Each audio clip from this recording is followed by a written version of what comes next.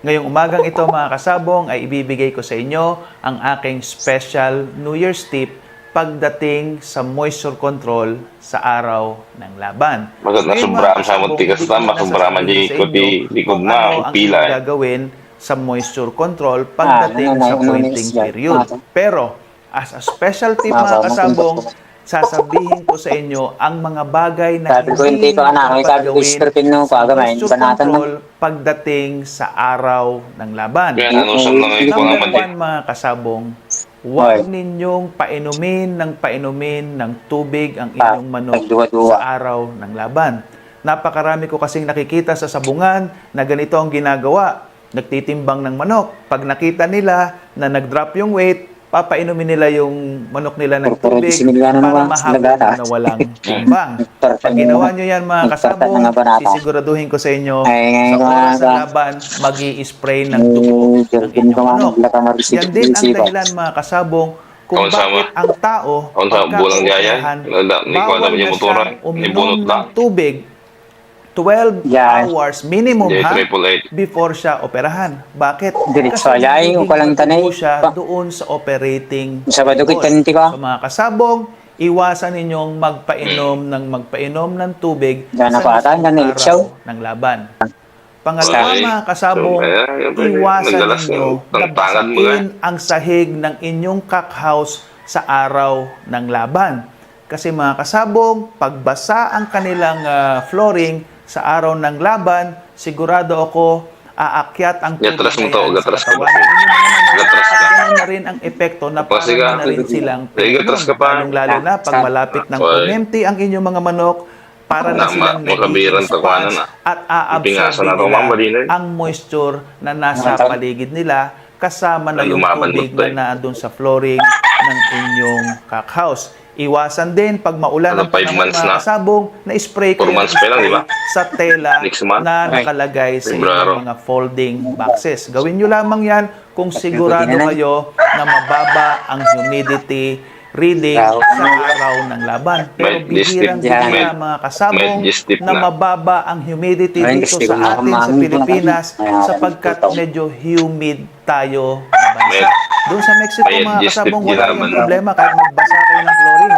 Kasi sa Mexico, napakababa ng kanilang humidity level. Pangatlo mga kasabong, iwasan ninyong mag-spray ng tubig sa inyong manok sa araw na laban. Ang dami ko nakikita.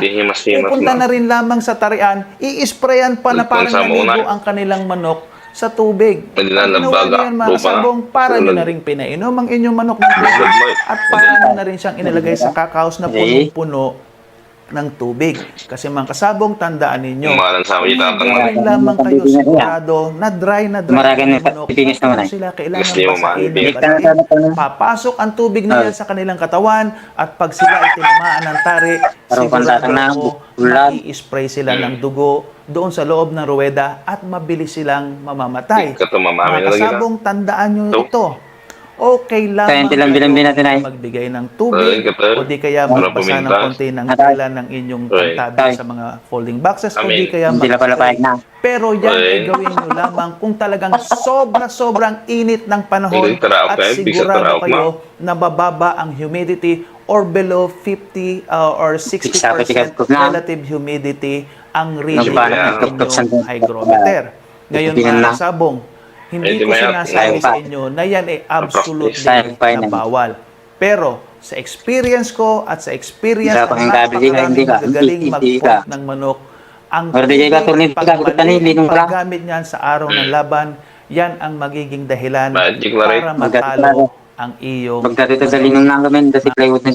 Yung part 2 ng mga maling gawain natin sa araw ng laban. Noong isang linggo mga kasabong ay binigay ko sa inyo yung mga napapansin ko na malaking tinatawag na moisture control. Ngayon is a combination na ng mga napapansin ko na malalaki nating pagkakamali o malaking pagkakamali ng ilang kapwa natin magsasabong na nakikita ko sa mismong araw ng laban.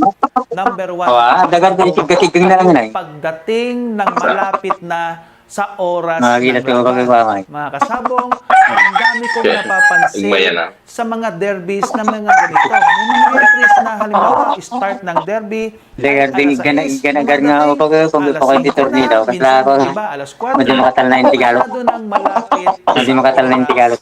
ng laban.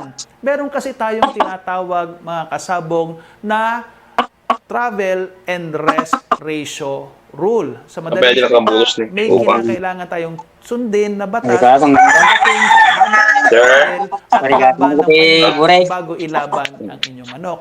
Normally, mga kasabong, sinusunod natin yung 1 hour of travel, 2 hours of rest rule. Minimum yan, mga kasabong. Ibig sabihin, kung kayo ay nag-travel o pumunta sa sabungan at kinakailangan kayong tumakbo ng 1 oras, minimum na kailangan ipahinga ang inyong manok bago ilaban ay mga 2 oras. So sa madaling salita, mga kasabong, kung papunta ng sabungan ay inaabot kayo ng 2 oras, kailangan magpahinga ang inyong manok ng mga 4 na oras bago man lamang sila ilaban para mabigyan sila ng pagkakataon na makarecover sa stress ng travel papuntang sabungan at medyo makompose niya at mag-gather niya ang kanyang sarili. Siyempre mga kasabong, no, hindi naman natin lagi ikinakarton yung mga manok at minsan baka medyo kaskasero pa yung inyong driver, paliko-liko, sobrang bilis ng takbo, sobrang biglang mga preno, nawawala sa balanse at equilibrium ng mga manok. So kinakailangan nila ng konting oras para man lang makarecover at makapagpahinga bago man lamang sila ilaban. Pangalawa, mga kasabong, yung hindi paglalabas sa mga folding boxes ng inyong mga manok sa mismong araw ng laban. Kasi may mga nakikita ako mga kapwa natin magsasabong, pagdating sa sabungan, naandun na lamang sa maghapon sa kulungan ang kanilang mga manok at hindi man lamang ibinababa sa mga folding pens nila para man lamang ipa-stretch ang mga manok at paiputin ang kanilang mga manok o para man lamang makalanghap ng sariwang hangin. Kayo kaya mga kasabong ang ikulong ko na maghapon doon sa loob ng kulungan. Di ba hindi yan maganda para nyo na silang binartolina? Alam ko na kailangan nilang magpahinga bago man lamang sila ilaban. Pero hindi rin naman tama mga kasabong na maghapon na lang siya naandoon sapagkat babagsak na ang tinatawag na metabolic rate ng inyong mga manok o babagal ang metabolismo at babagal din ang kanyang panunaw at uulitin ko, mabagal ang tunaw, mabagal din pumatay ang manok. So para maging aktibo ang kanyang metabolismo at panunaw, kinakailangan ay ibaba man lamang natin ang mga manok 2 to 3 times sa buong maghapon sa mismong araw ng laban bago man lang siya laban. Pangatlo, mga kasabong, na para sa akin ay napakalaking pagkakamali ng karamihan ng ating mga kasabong ay yung sobrang pagpapakain ng kanilang mga manok sa araw ng laban. Kasi ang dami ko napapansin sa umaga, more than half ng feed ang pinapakain sa manok. At yung iba, mas malala pa. Nagpakain na sa umaga ng marami, sa hapon magpapakain pa ulit. Alas 6, alas 7, start na ng laban nila sa mga derby.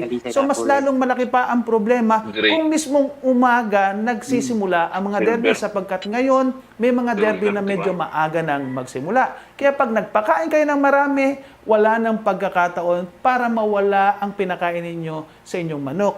Kayo kaya mga kasabong, ang pakainin ko ng marami tapos suntukin ko kayo sa tiyan. Sigurado magsusuka kayo at hindi magiging maganda ang inyong performance sa kahit na anong sport. Ganon din ang ating mga manok. Pag pinakain nyo yan ng sobra-sobra sa araw ng laban at pinakain nyo yan lalong-lalo na kung malapit na ang oras ng laban, sigurado ako hindi papalo ang inyong mga manok at baka mapaste skill pa kayo. So mga kasabong ha, as a general rule para sa akin, I will not feed my chickens more than half of the regular feed on fight day at hindi rin ako mga kasabong magpapakain sa mismong araw ng laban sa hapon.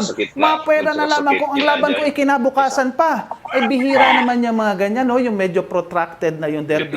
O di kaya magdamagan at inaabot na ng kinabukasan yung labanan. So mga ganyang circumstances, magbibigay ako ng kahit papakain sa hapon, pero konti lamang at hindi ako magpapakain ng marami. So uulitin ko mga kasabong, yung tatlong pagkakamali na aking napapansin. sobrang late na pagdating sa sabungan Tugaw ng iba nating mga kapwa magsasabong at hindi nabigyan ng sapat na pahinga ang kanilang manok bago man lang ilaban pagkatapos i-travel pamula sa kanilang farm papuntang sabungan. Pangalawa, yung hindi paglalaba sa mga folding boxes ng kanilang manok sa maghapon. So kinakailangan mga kasabong at least 2 to 3 hours man lamang ilabas ninyo para paiputin at i-stretch man lang at pasanghapin ng sariwang hangin ang inyong mga manok. And pangatlo mga kasabong, huwag kayong magpakain sa araw ng laban kasi may mga nakikita ko pag tinimbang ang manok, bumagsak ng 5 or 10 grams, pagkakainin nila yan ng 5 or 10 grams. So yun yung tinatawag na pointing ng mga engo. So hindi naman natin yan pwede gawin sa araw ng laban sapagkat natural naman na bumabagsak ang kanilang timbang pag nagbabawas tayo ng pagkain at tubig. So mga kasabong, pag sinunod ninyo ang aking tips sa inyo at iniwasan ang mga pagkakamaling yan, malaki ang tsansa natin na manalo sa araw ng laban.